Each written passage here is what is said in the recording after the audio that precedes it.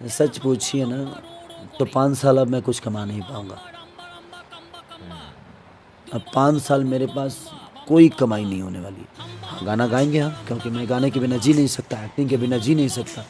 अपनी कला के बिना तो मैं 5 दिन नहीं रह पाऊँगा, मैं मर जाऊँगा। जिस जनता के बीच में मैं आया हूँ ना, वो कैसे हुआ, मुझे तो कंप्लीटली मुझे लगता था कि मेरे हाथ में सब कुछ है।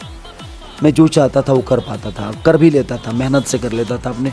मैं मेहनत करके, लड़के मर के, जैसे भी होता था कर लेता था। ये पहला ऐसा डिसीजन मेरे जीवन में हुआ जब मुझे 1 घंटे में